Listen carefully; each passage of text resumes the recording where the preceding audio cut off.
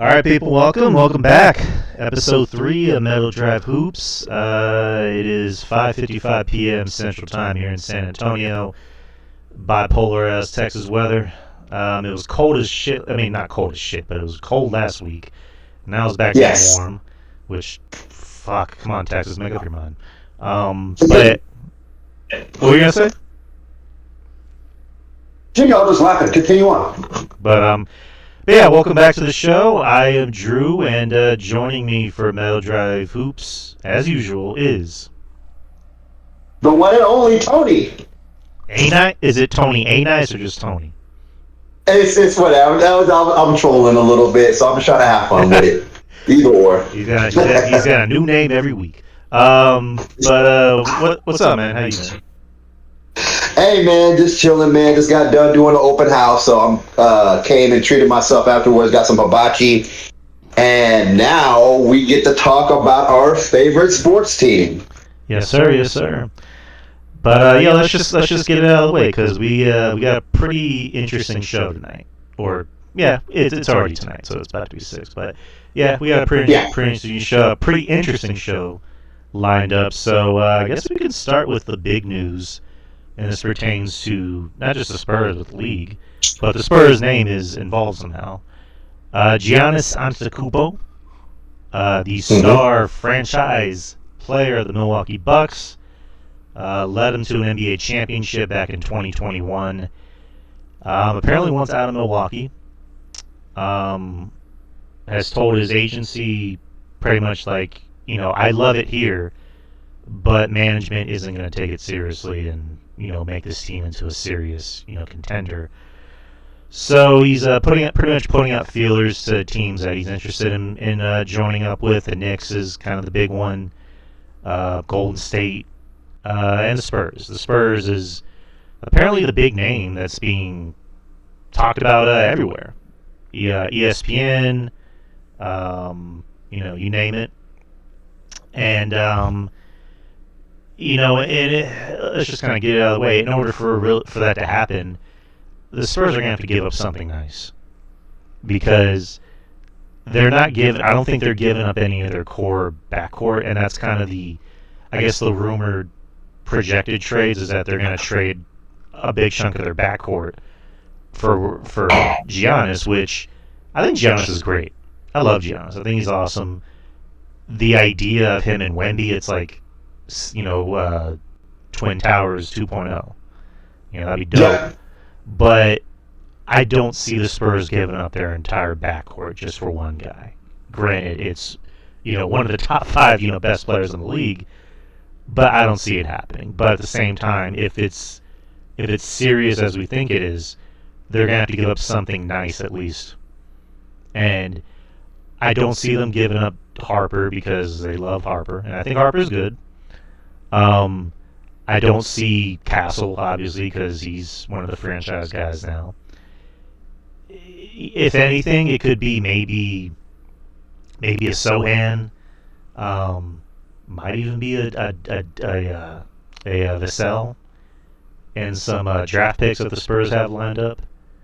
So I don't know. I don't see it happening. I don't see them getting Giannis in general. I think if anything, he might go to New York if I had to pick a team. But how do you feel about this Giannis business? Well, to be honest, let's talk about the Knicks real quick. If only way I see that trade going is if they give up Cat. They're gonna have to give up Cat, and then I would say probably one more other role player to match his contract. And I don't see the Knicks doing that because they're already top 4 seed. They might even be 3 or 2 in the East. So I don't see them breaking up their whole core, and that whole core with Josh Hart, Johnson, and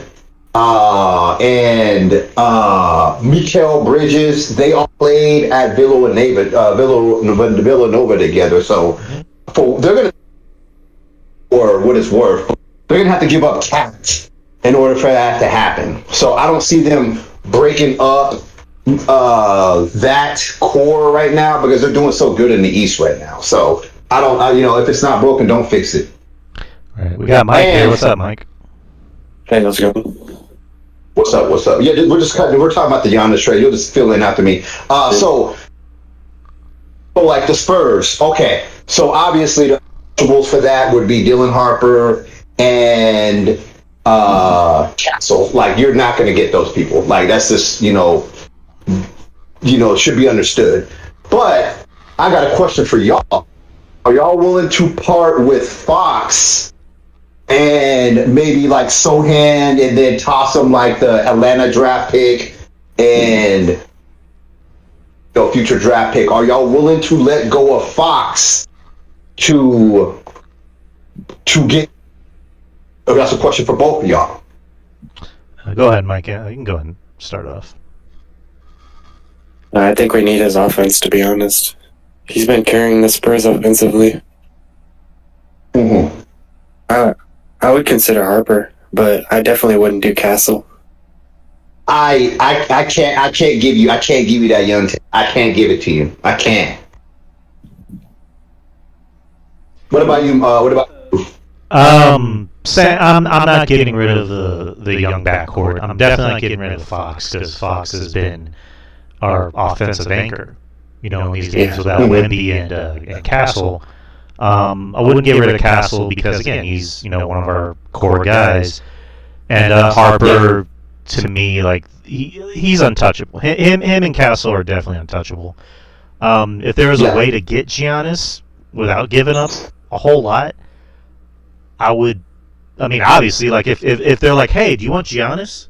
It's like, yeah, sure. You don't have to give up Castle or Harper. Any of those guys, but we do want these guys. Or Fox. We won't get rid of Fox, obviously, but we want these guys. It's like, if it's like, say, and I know I just praised him last week, but it's like Devin Vassell or Jeremy Sohan. I wouldn't want to get rid of Keldon because Keldon's explosive off the bench, but that's kind of like go ahead. I would give up any combination of Vassell, Sohan, Barnes, and Champagny. Anybody adding some picks with any of them, I'd be okay with that. Champagny's another name. Sorry to cut you off, but Champagny's another name where like I like him, but he's one of those guys that's very inconsistent because he could have like a hot night where he can get like 15 or 20 points for you, but then the next night he just shoots like complete garbage, and he doesn't play defense. So I would definitely throw his name in there. Barnes it's tough because I love Barnes. I think he's great. I think he's been big for the team this year. If that'd be an interesting starting lineup. Let's just say they do get Giannis without having to give up a whole lot. You have Wemby, Giannis, Barnes in the front court, and then in your back court you got Fox and Castle, and then you still got Harper. So that'd be a pretty fun starting lineup. Yeah. So I wouldn't want to touch Barnes. I feel like last year when we weren't that good, I felt like he's just a system player. He just blends in with our system for whatever reason it is. He does have off nights, but he's the perfect Spur. Like I don't see him. It's rare to find players on the market that match the Spurs culture and mentality. You can just kind of tell. It's hard to get those type of players that fit into our system. I would love to keep Barnes for what that is, and Keldon Johnson. As weird as it sounds, I would not give him up either. Glue guy. I feel like he was the one to bridge. Yeah, I feel like he was the one to bridge the culture from like Tim Duncan to the new culture to what we have now to show the Spurs culture. So I feel like he was that bridge in between that. I feel like if we trade him, I feel like there's a lot of dominoes inside the locker room that would fall. So like I wouldn't want to give up Keldon whatsoever. So but if you were to hold a gun to my head and and I don't want to do it because like we actually really don't even need this trade. We don't even need to do it. Entertain it for all we want, but we don't kind of on the side of not doing it and kind of seeing what else is on the market, because I feel like we're just a couple pieces away where we're pretty much there. You know, we have a really, really good team. But if you put a gun to my head, and I'm kind of like, I want to. If I had to, I would more than likely. And it sounds crazy. I know it sounds crazy, but I wouldn't want to do side of no. But if I had to do it, I would actually put Fox up there. I would do Fox.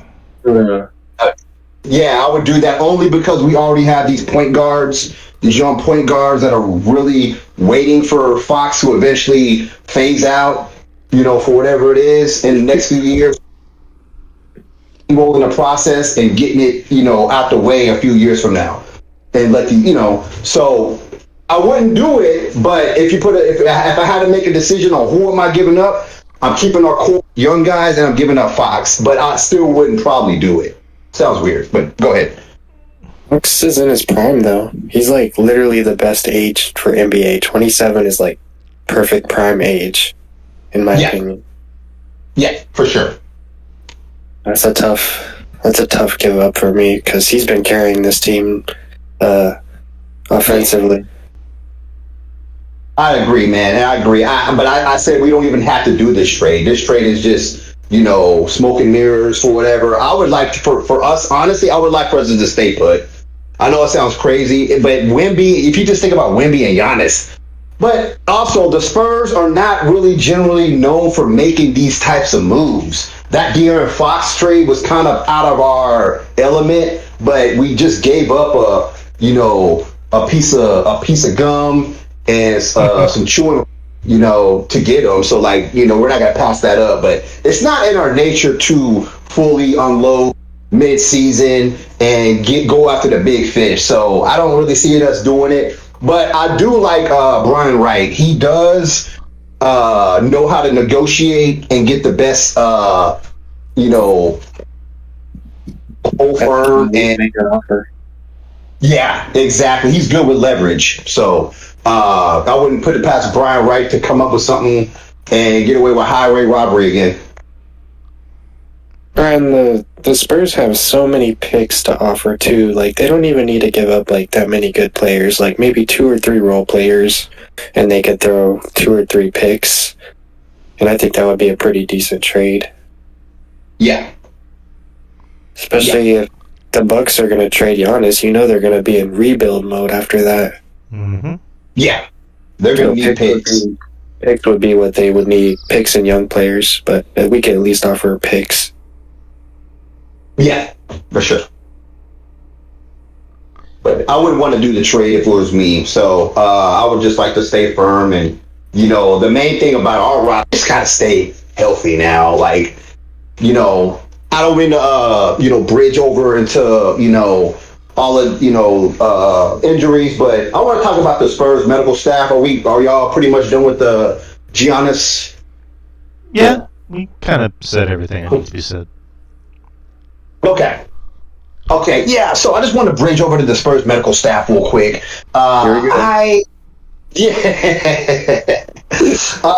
the Spurs medical staff, obviously, we are very, very careful, obviously, with the Kawhi Leonard debacle back in the day.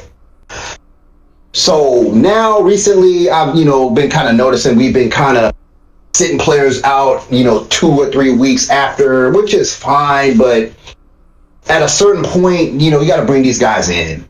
And I heard some good news that Wemby and Castle practiced today. So they're pointing, I think I heard Cornette for sure coming back next game for the Pelicans or whoever we play. Yeah, so he's coming back. Yes, the Pelicans. Yeah. And Castle and Wemby are still up in the air. They're practicing, though. But they should be back for the Lakers Cup game. Yeah, that's going to mess up our chemistry, but it is what it is. We're probably not without them. I mean, I mean, obviously, like, with these stretch of games where they've been missing, you know, I've said it before. It's just like the games that they're winning regardless of how short-handed they are. I mean, they still have Fox, they still have Harper, they still have Barnes and a few other guys. Like, you should be beating some of these bad teams, regardless. But then there's going to be some games where you need your core guys. You're going to need that big presence, on the post, whether it's Cornette or obviously Wemby. They're definitely missing it the other night against Cleveland, where you needed Cornette. We needed Cornette that game. They needed Cornette. They also needed some shots, which they were missing a lot of them in the third quarter. And then obviously when you're playing against a lot of the elite teams, I think Denver is maybe the best game they've played without their star players. But when you're playing against the Lakers, when you're playing against the Thunder, which they're going to have a back-to-back with the Thunder heading into Christmas. Yeah, they play them twice that week. Yeah, the 23rd, and on Christmas Day. They have a Christmas Day game at Oklahoma City. Back-to-back losses. And then they're going to play against New York on New Year's Eve. Nobody beating the Thunder right now. No. Thunder are going back-to-back. I'm going to guarantee you that they're going back-to-back. Yeah. But if there's one game Wemby gets up to, for some reason, Chet Holmgren and Wemby just don't get along. And Wemby has a hard-on for him. And he plays his, some of his best games against him, just kind of show him up and whatever little rivalry that Mike Myers probably know a little bit more in depth on that rivalry. I don't know what, just don't get along. Wemby always wins the battle, but we always lose the war. Yeah. Right. I mean, they're kind of barely catching up now. I mean, but Oklahoma's kind of had a head start. I don't know. I don't know. I don't know. Like, Mike, you kind of sound like you know a little bit more about it than we do. But I don't know. I mean, I think every sport needs a good rivalry. Wemby needs a good rivalry, and I don't know. Go ahead. Sorry. Is it a rivalry if the Spurs always lose? I mean, pretty soon I think they could be even keeled. The Spurs are obviously going to get there. In a year or two, I agree. Right, but I think it's just like they're two very tall guys. They're kind of built the same. They play a little differently. Wemby, I think, is a little better offensively. Holmgren and him are kind of like even keeled defensively. Wemby's good offensively, I meant. So yeah, I like the rivalry. I like the fact that they just hate each other. Like we need more rivalries like this because like for the past like decade or so, it's been about, hey, let's be best friends. It's like, no, I want rivalries. Like I want you guys to hate each other. I need hate. They hate each other. At least Ingram and Wemby, they definitely hate each other. Yeah. But Wemby, he always wins the one-on-one matchup against Chet. But then the Thunder will win the game by like 20 points still. Yeah, but if you... I think Chet is better offensively than Wemby. Unless Wemby's catching the ball and attacking the paint, but he hasn't done that much since the first 5 games of the season. No, it's not even comparable, bro. Wemby is way better. And Wemby's averaging 27 right now. I think Chet's probably averaging 14, 15. It's not even remotely close. Wemby's just clear zone on defense. And you don't think Wemby's numbers are going to go down because Fox is back? You think he's still going to average 30? And that's one discussion that I wanted to get into you guys with real quick. I think they played less than like 10 to 15 games together. Like, it seems like when one person comes back, Wemby's injured. Wemby's back, Fox is injured. We got to get both of these guys on the court together. Like, and that's one of the things I want to harp on with the Spurs medical staff. I get these guys, you want to give them some extra 1, 2, 3 weeks cushion. I got it. But at the same time, we got to get these guys in here to get some chemistry. Like these, Wemby, our 2 main stars haven't played together. I think it's less than 15 games, which is crazy. So we got to get these guys in here. We got to get in the paint. So that was one of the things I want to talk to y'all about. 4 games, I think, this season they played together.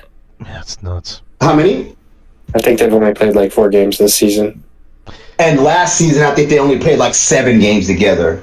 Oh, that's different because they both had season-ending injuries. Yeah, but I'm just saying, I just the talent. It's on paper, but I mean, what is that of use if you're not, if they're not available?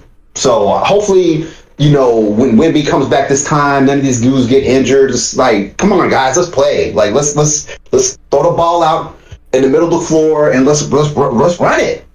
I agree. I think there are going to be some chemistry issues, whenever the team is like at 100%, because you got Harper who's been getting some minutes, Fox who's been carrying the team, and even before Fox came back, Wemby was the one carrying the team, or if not, it'd be Fox carrying the team. So, and also that game, against Golden State in San Antonio, where Wemby had the hot hand in like the last minute, but Fox took the shot, which is like, shouldn't Wemby have taken that shot? Like what the hell? And I don't know. Like, I get it's one of those things of like, I don't know if it's a coaching thing or a player thing, or maybe Wemby's just a little bit too nice, where it's like, give the guy the ball when he's hot. Like, give it to him. Let him take Draymond Green down low and dunk on his fucking bitch ass like he did in that in that game. And I don't know how that didn't count as an and one. That would have, because we lost by 1 point in that game, I think. Yeah. If that, and they're like, oh yeah, he fouled him on the floor. Like, no, Draymond Green got dunked over. He got dunked on. That's an and one for some free throws. That was definitely. That was the game deciding play right there. Because we lost by 1 point. Yeah, and then ever since then, the Warriors have been complete ass, but they wanted to show up, for those 2 games against the Spurs. So I'm like, yeah, okay. But yeah, I do agree with you. There are going to be some chemistry issues pretty soon, but I think they can pull it off. Fox. I think Fox is going to know his role. He's going to be the guy that scores the points, and Wemby can just do everything else he needs to do. Castle, I think, is a good defender and a good playmaker, and Harper's going to do what Harper does. But again, I'm with you on this. I need to see this team back together, because it's like, Wemby's been out longer than even Harper was, and I think they kind of, and Harper's injury was worse. Harper's injury is worse. I want to add that on there. No, I think they had like a similar injury, because like theirs was just like a mild like calf strain. But granted, Wemby's also taller, so maybe that kind of goes into effect. But and he's an alien. Right, but again, at the end of the day, I agree. I want to see this team back together, and hopefully it's by tomorrow or Wednesday, we get to see this team at 100%, the way it should. I think it's Friday. Because remember when they're supposed to come back, both Castle and Wemby, on Friday? It could be Wednesday. But they both return to practice. So it would be nice if I think we play the Wizards on Wednesday, so it would be perfect. No, I thought that was the Cup. I don't even need them. Cup is that Friday or Wednesday? Hold on, over here. No, yeah. Let me see. Yeah, check the. No, Wednesday. Yeah, Wednesday is going to be the Lakers.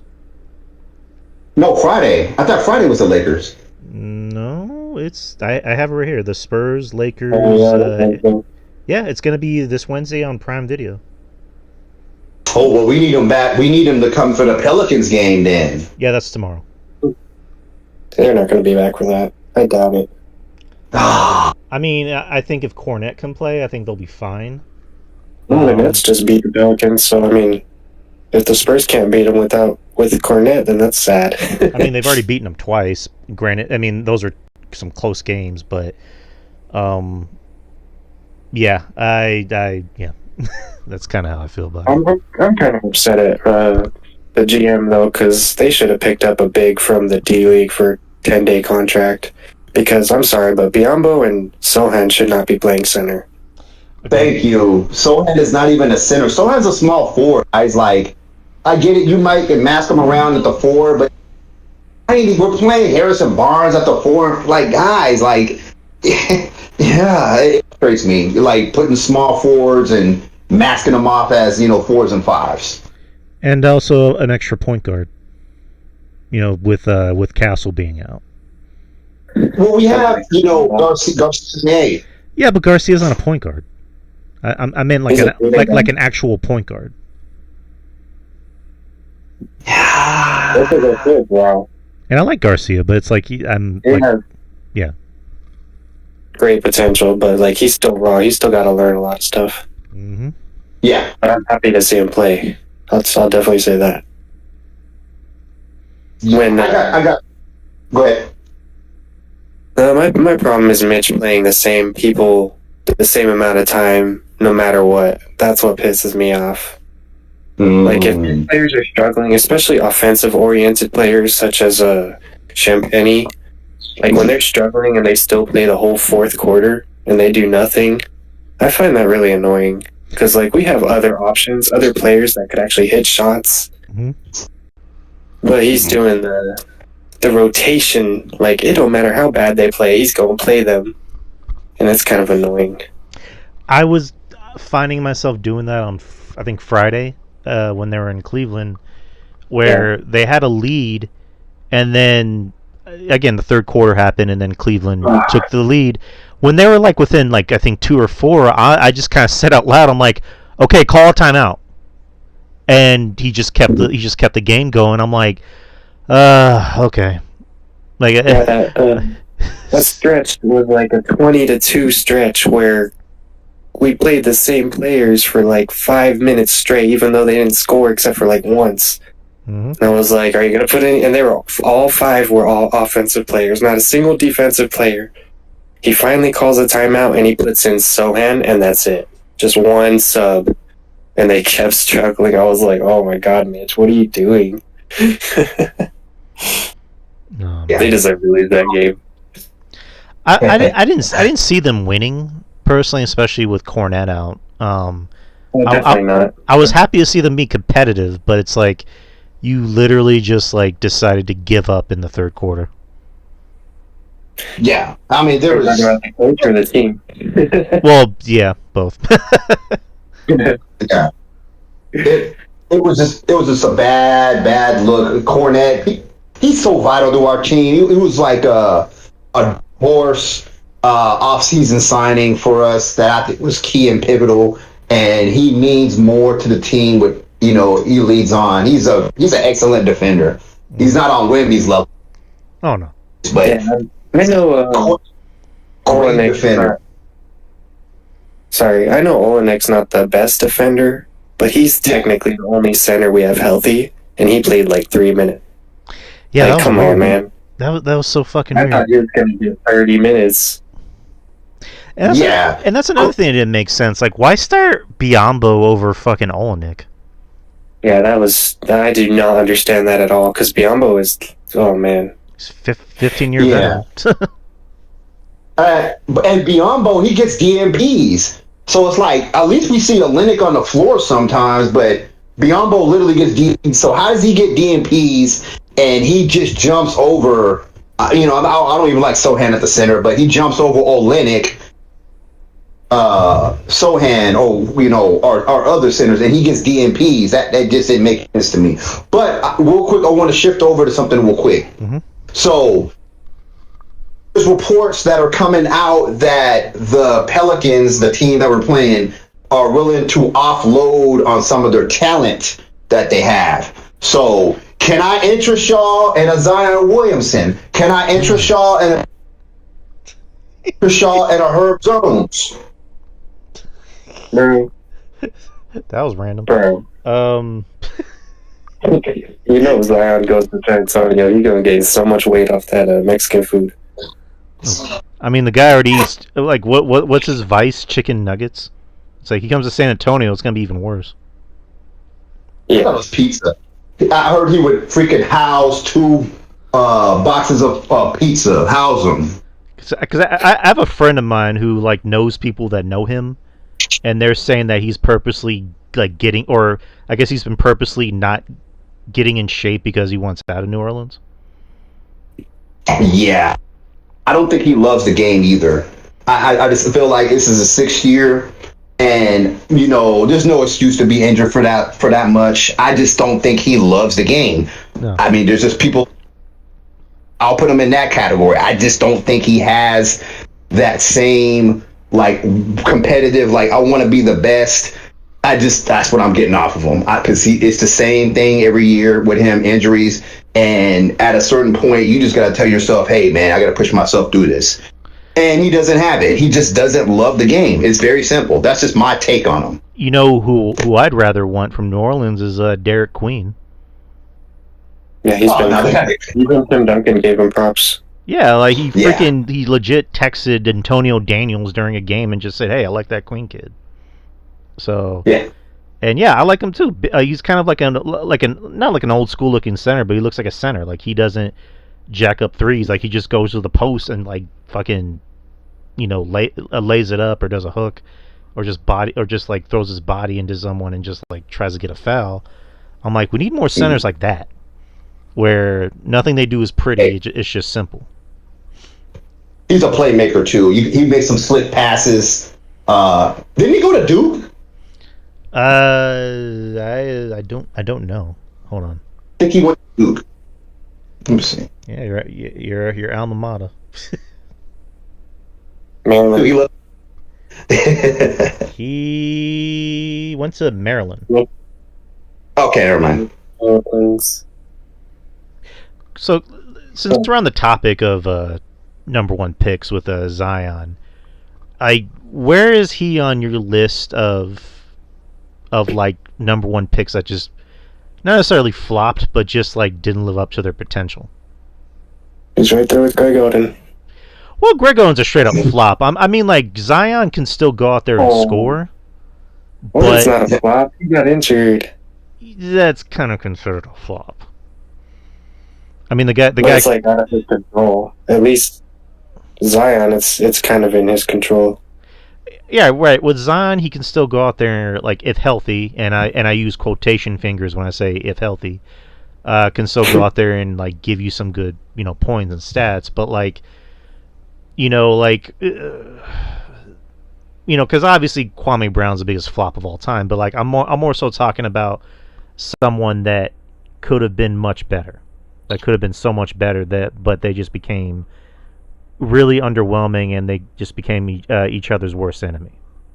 You know what I mean? Mm. Not necessarily someone who sucks, but just someone who just wasn't that good. Yeah. Mm. Well, if you just want to go just off of injuries and what their potential could have been, I don't know if for the Portland Trailblazers, he should be Brandon Roy. He wasn't a number one pick, but yeah, okay, yeah. Let's just stick to that topic as far as like prospects. Yeah, Brandon Roy. Yeah, that dude when healthy could ball. Like he was like lights out, but again, he just had brittle knee. He unfortunately had brittle knees. Yeah. Great, but yeah, his career was shortened. But I mean, Zion, man, he looked like he was on the trajectory. All signs pointed this year. Everything, his body came in, checked out. I think he lost like 20 to 30 pounds. I mean, he finally has caps on his, deltoid. He looked like a NBA player now. But I for the game, and that's just my take on him. But if they're unloading, I will take that dude, Trey Murphy. Oh my goodness. I don't know if y'all saw that last game against the Pelicans. Man, that dude was unconscious. Yeah, he was going off. Shit, he was keeping him in the game. It's like, dude, miss a shot. Man, that dude was unconscious. They're guarding him pretty decently, too. Yeah, it's like, man, like, no, he plays good defense, too. He's like 6'8", 6'9", and he's a 3-and-D guy. He would be like Sohan plus. So like he does exactly what we wish Sohan would do. And man, yeah, that dude, I would be willing to trade some of our like Sohan or maybe even Barnes. I'll give up Barnes for him. Like he is a nice talent and he's young. That dude is nice. So I would, out of everybody, I'm not interested in Zion. I don't think he'll ever play unless he goes somewhere where he wants to play. But yeah, we'll take Trey Murphy off y'all. Trigger Trey. What the hell? You give up Barnes for Murphy, but not Giannis?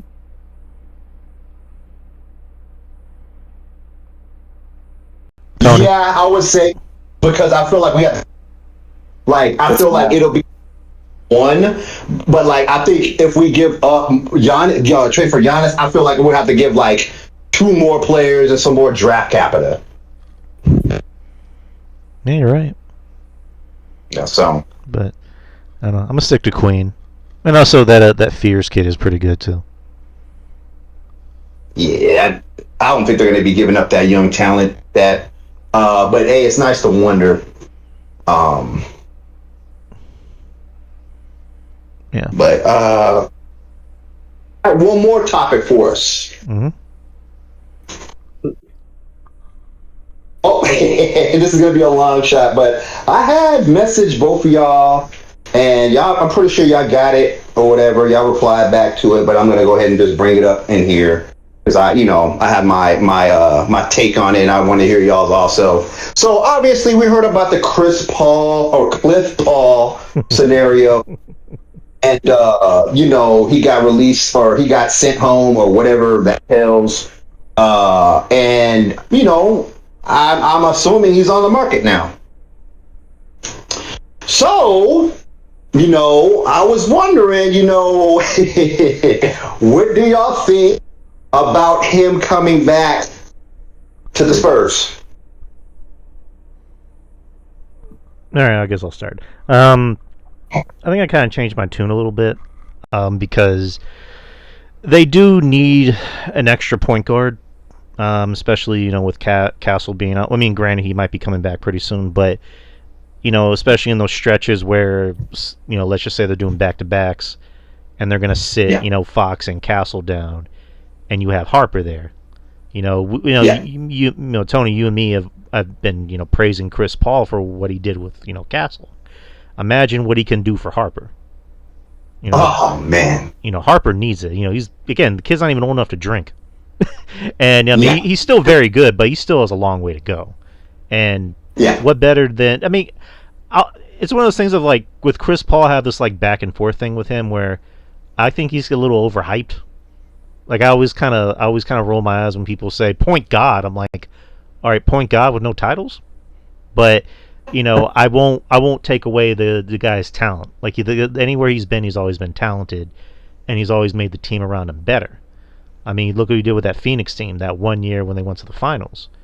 So the guy's obviously talented.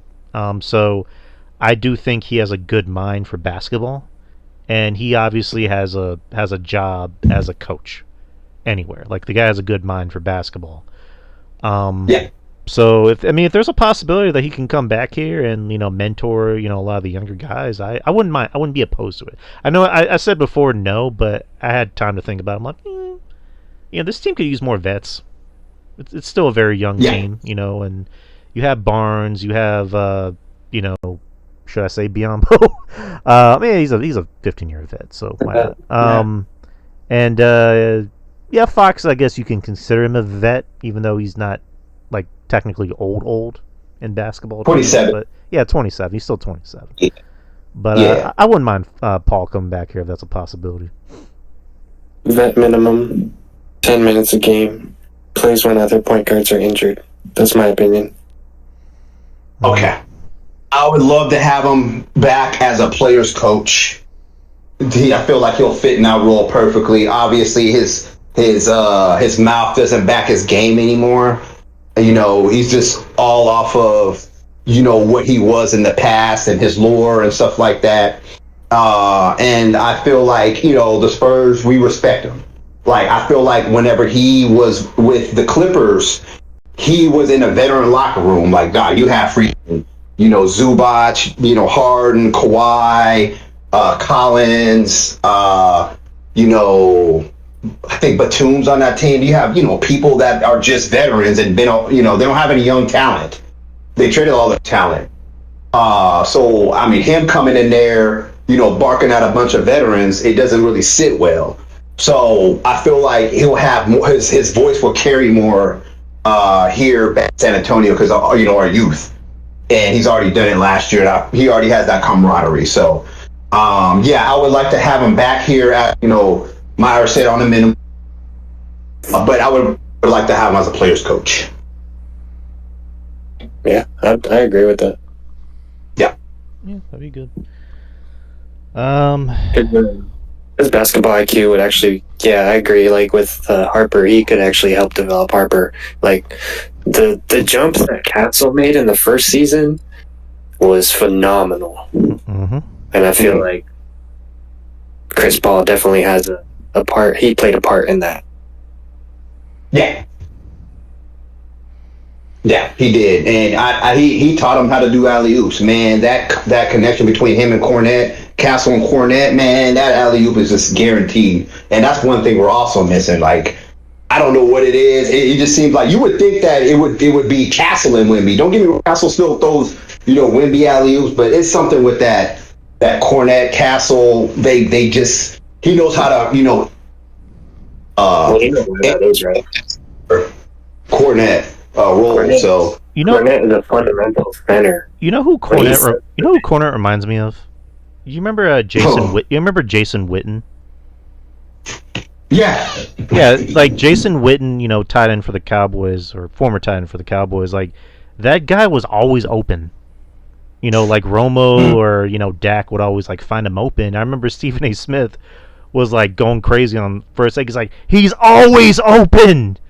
And, you know, that kind of reminds me of Cornette. Like, Cornette's just like right in the right place at the right time when, you know, Castle is going right to the hoop, and he just like tosses it up to Cornette, and Cornette just like, that's how he gets his points. You know. Yep. You know, Sean Elliott calls, you know, Harrison Barnes Mr. 100%. I think Cornette's really Mr. 100% because he gets most of his baskets on alley oops and, you know, offensive rebounds, mainly alley oops. So. Yeah, I can't say enough good things about Cornette.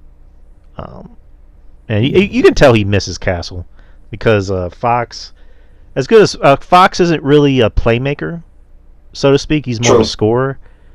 Castle's more of a hybrid where he can play defense, he can score. I mean, he's okay at scoring. I think he can get better as time goes on.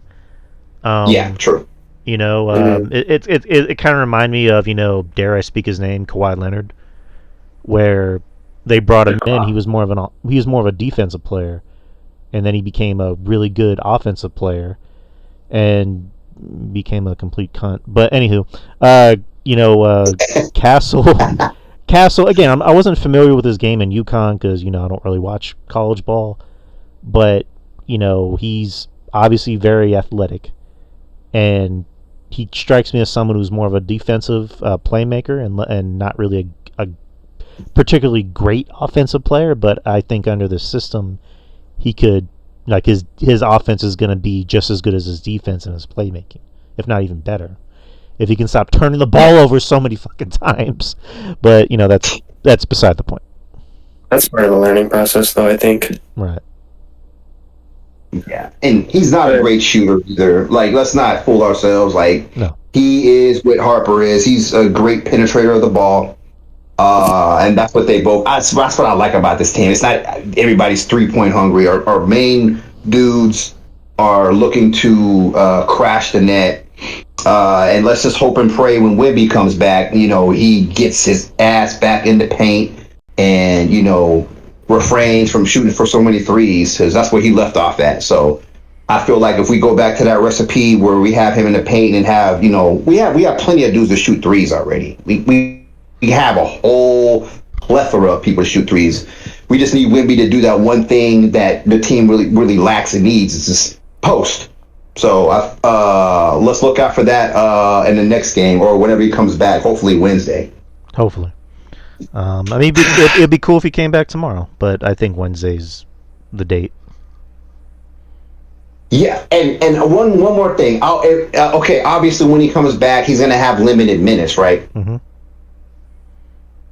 What I want them, they're not gonna do it. So if he's gonna have limited minutes, backload his minutes to the end of the game. I don't know about that. Why can't you backload him? Because he's gonna be rusty, man. But some of the minutes at the beginning and some at the end. That's what I would say. Yeah, I just want him to play the end of the game because I feel like when he sits down, let's just say with like 8 minutes left, and it's like a close game, and we're like, oh man, we probably could have won that game if Wemby was in. You know, I'd be pretty frustrated if we went down like that without, giving ourselves a puncher's chance. As long as Cornet plays, that's all I care about. Yeah. Mm-hmm. Okay. Because we don't have a chance if Cornet doesn't play him. We don't have a big, actually, if Cornet doesn't play, apparently. Yeah. But French Vanilla, I liked how Mitch was playing French Vanilla in the fourth together, and I think they should do that against more teams when they're both available. I like that they don't play them together until the end of the game, and teams cannot prepare for that. They're not prepared for it. And I wish Mitch would keep doing that when they're healthy. Mm-hmm. Mm-hmm. Mm-hmm. One more other thing. Mm-hmm. LeBron James is acting his age now. He is acting his age. He is. I'm not going to say he fell off a cliff, but I think he's getting close to that age where you just wake up one night and it feels like all your powers are gone. That's not every player in the 40s, though. Huh? That's every player when they hit their 40s, though. Yeah. Yeah. Although, I think Vince Carter played till he was 43, but even he, digressed a lot in the last few years. Exactly. So, I'm just saying, maybe I wasn't wrong in my prediction on me saying I think he should come off the bench. But we'll let a few more games play out, and we'll figure out exactly, how much he has left in the tank. Because if he's putting up these performances, I think he should just go ahead and lay it down this year. Right. Well, this is going to be his last year. Yeah, I hope. Right. Yeah, Father Time is undefeated. And I think I said this on the last show, the previous show, where the Lakers look like they're gearing for life after LeBron. Because even without LeBron, they were still playing pretty good. With Luka. I'm sorry, Luka seems like this is his team, and then you got fucking Reeves who shoots lights out. Who's the other dude that they were talking about? There's another Lakers. Guy. Yeah, because it's Luka, there's Reeves, and there's someone else. Not Rui, but there's another guy. DeAndre Ayton. Not there's another white guy that they were talking about. Arabia? Connect Four. Oh yeah, there you go. Steven Jackson had me howling. Steven Jackson had me howling when he was saying white power. He said that. What? Yeah, he on his podcast with Matt Barnes, he's like, man, I'm just gonna say it, white power. Them white boys are killing it out there. This is true. That's disrespectful to Hachimura. We got a game winner the other day. Yeah, LeBron, he hit a milestone where this is like the first game in forever where he didn't get 10 points. 1,300. Which, to his, 1,300 games with 10 points a game. To his credit, he passed up a shot for someone to get a better shot. To his credit, I'll give him credit for that. That's funny. At the end of the day, I'm not the biggest LeBron fan. I know Tony really isn't, but one thing I'll give LeBron credit for is that he really does respect the game. He knows he knows a good shot and he knows a bad shot. And that game in Toronto, he found a better shot. Let's just say he drove in and he got a foul called, an offensive foul.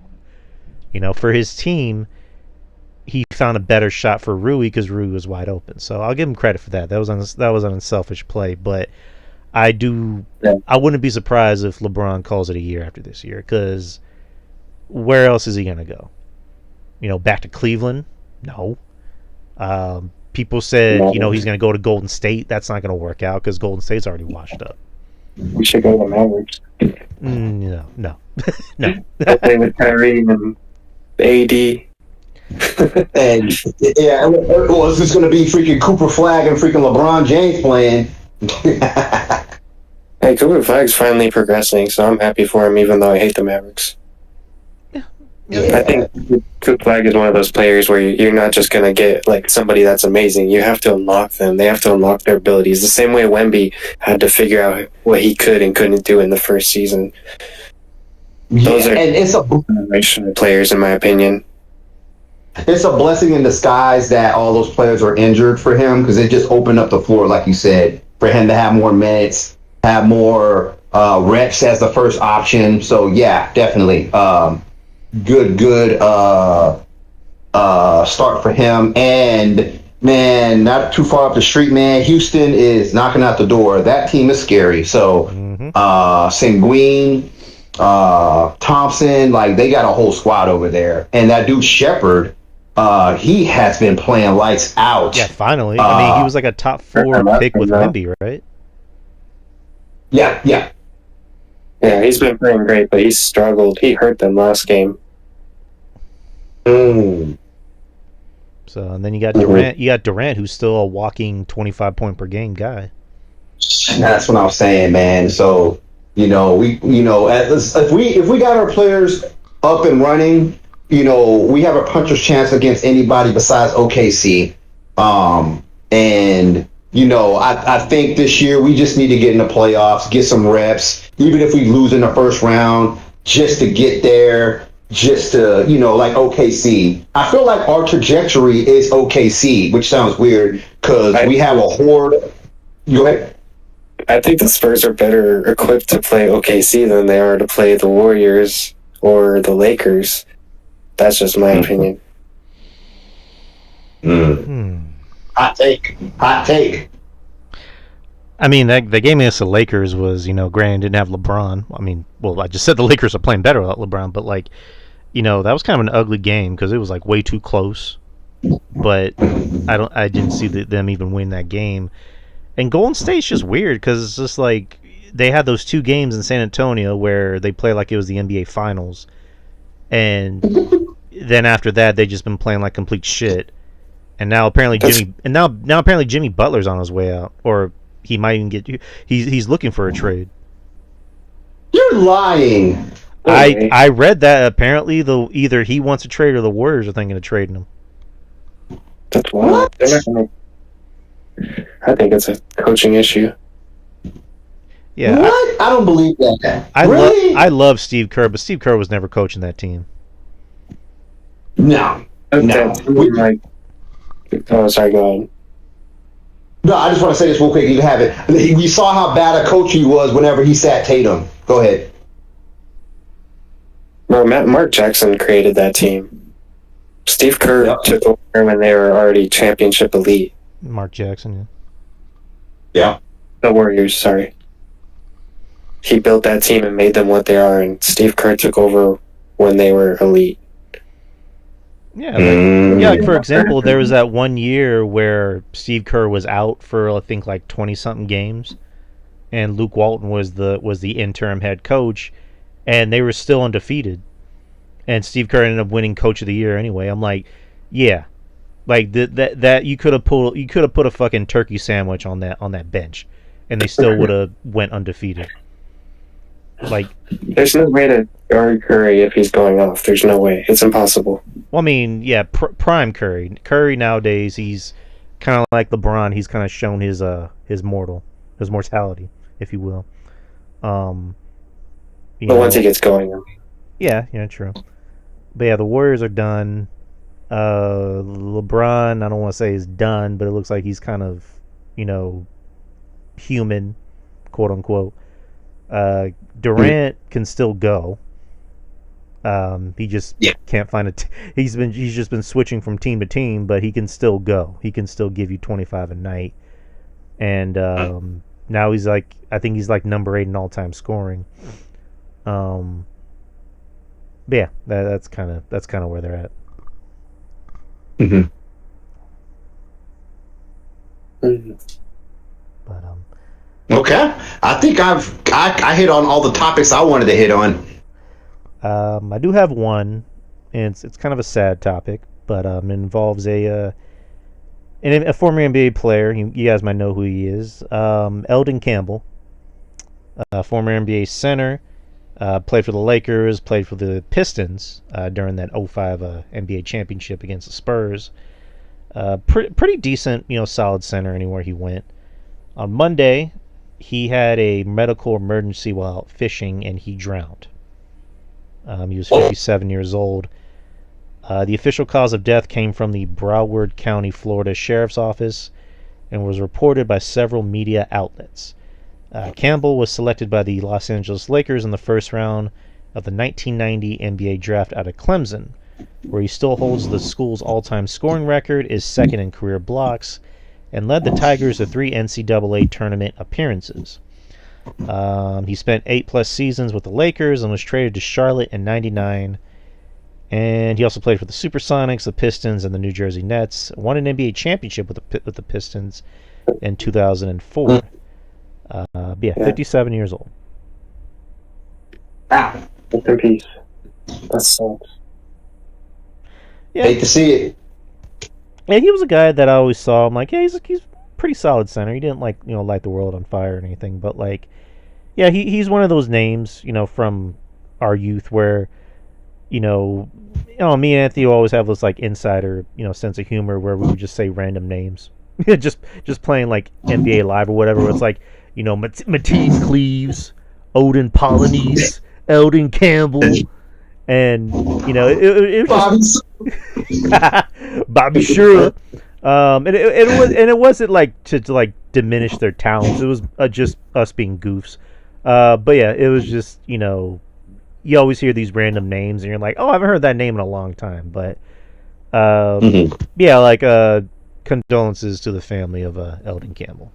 So it's always sad when someone that young, 57 is still kind of young. Yes. And also in a freak accident, just fishing, and then he drowned. That's terrifying to think about. Yeah.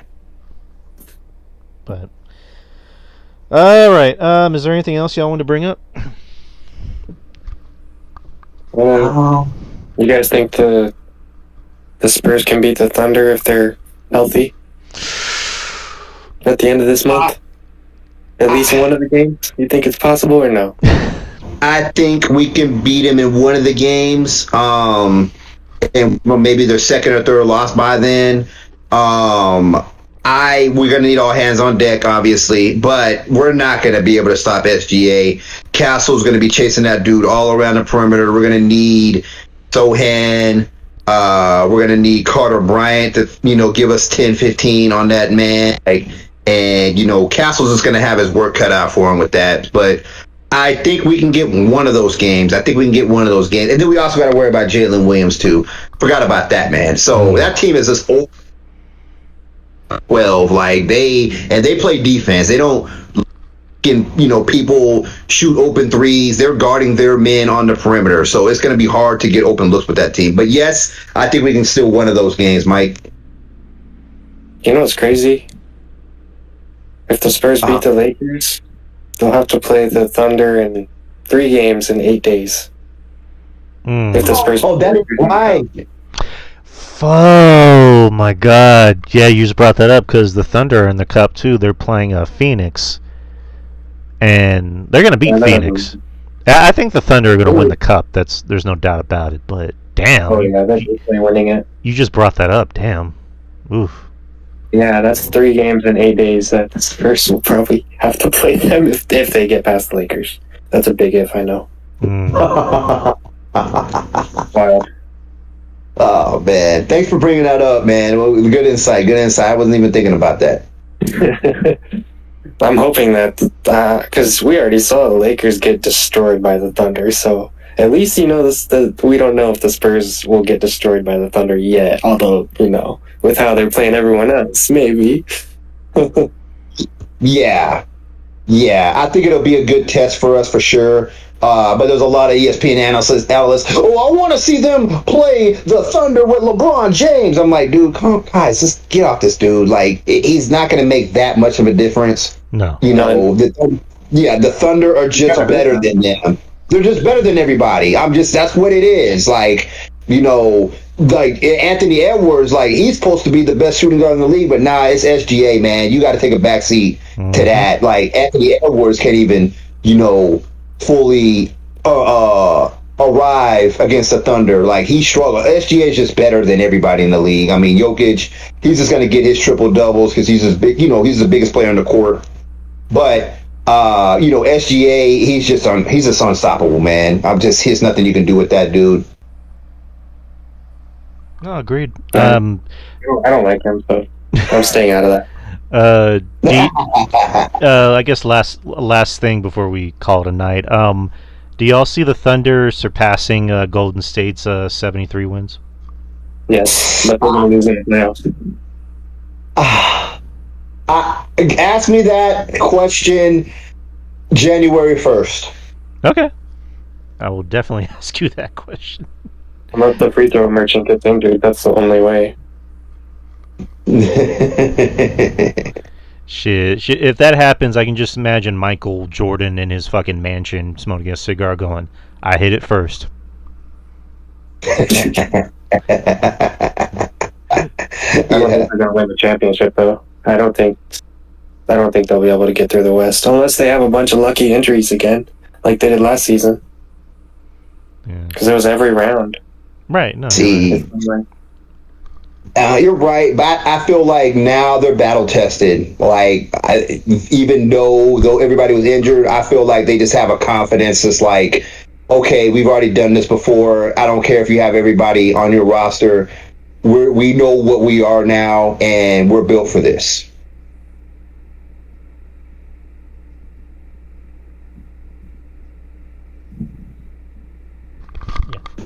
I agree.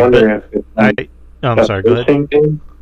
Sorry, I wonder if it's like a pacing thing. Like, you know how the Warriors used to run at such a fast pace in the game that there'd always be injuries because other teams are just not going at that same pace. And it works to their advantage in the same way, in my opinion. Mm-hmm. I think you could be right on that too. And I just think the thing that separates them from every team in the NBA is they actually play defense. So that is like the big separation between them and other teams. They hunker down and they sit in a chair. You know, they got a lot of people that sit in a chair defensively, and you know that's what they hang their hat on. So I think that's what is very, very the separating factor for them and all the other teams in the league. Freaking Caruso.